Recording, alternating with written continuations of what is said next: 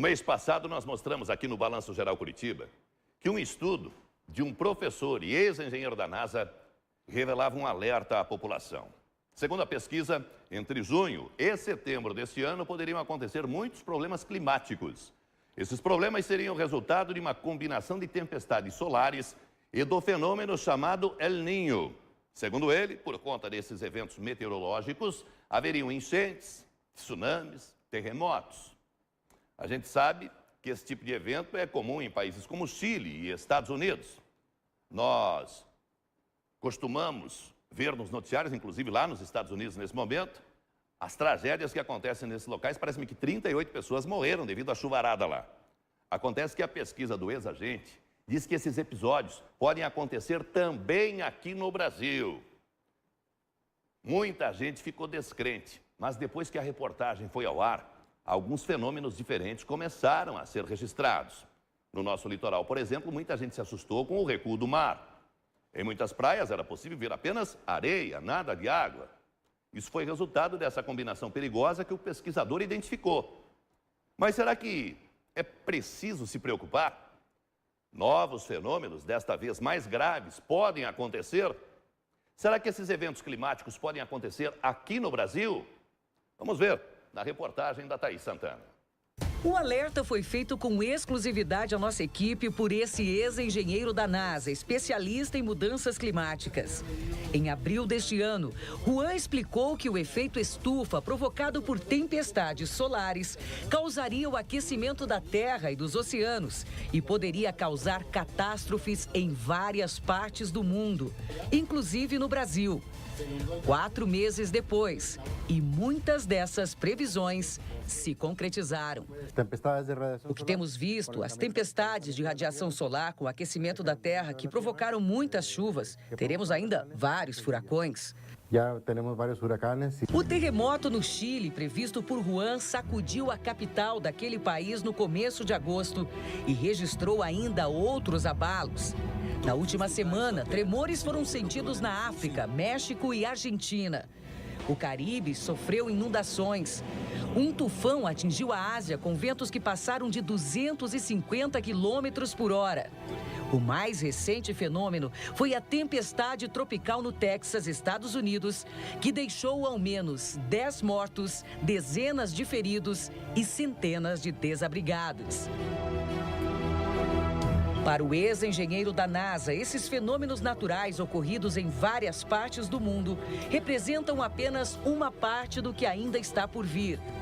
Juan alerta sobre outro terremoto de maior escala que deve voltar a assombrar o Chile nos próximos meses. Um forte tremor com poder de destruição equivalente a 4 bombas atômicas, o que deve devastar parte daquele país e outros vizinhos.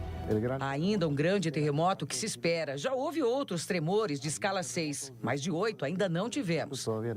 Nas últimas semanas, um alerta de tsunami no Brasil, que teria sido publicado pela NASA, Agência Espacial Norte-Americana, causou pânico em todo o país. Nas redes sociais, milhares de pessoas compartilharam publicações do fenômeno, que assustou pelo efeito de destruição que causaria em boa parte da costa brasileira, com ondas de 30 a até 100 metros de altura. O assunto dividiu opiniões. Para alguns especialistas, a informação é falsa. Já para outros, nem tanto. Seria, então, fato ou boato?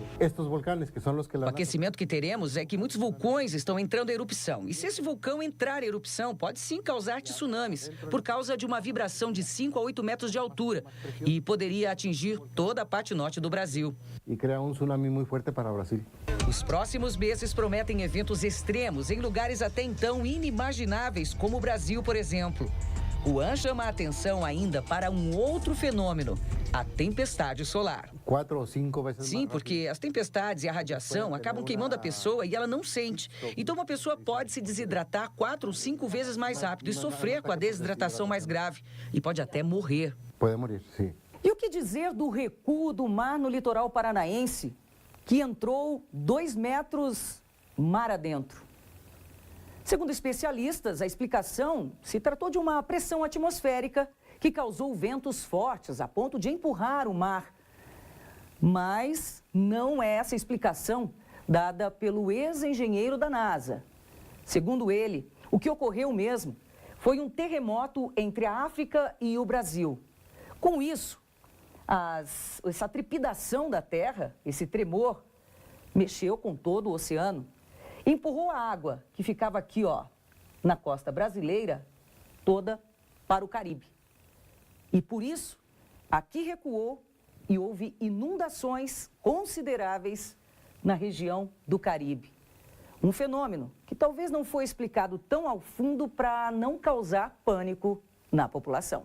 Esta parte se quedó sin... Devido aos terremotos que ocorreram nesta parte do Atlântico e que empurraram água para cima, à medida que a placa se move, joga a água para outro lado. Y se crea una ola hacia otro lado. Si hay un terremoto muy fuerte aquí... O principal é para a população não entrar em pânico. Se você avisa que terá um terremoto muito forte aqui, eu creio que Santa Catarina é o primeiro que teria que avisar a sua gente que saiam das suas casas. Porque toda a parte que banha Santa Catarina, se vier ondas de 5 metros, entra e avançam 8 quilômetros dentro da cidade. Aqui no Paraná terá efeitos, mas Santa Catarina corre muito mais perigo.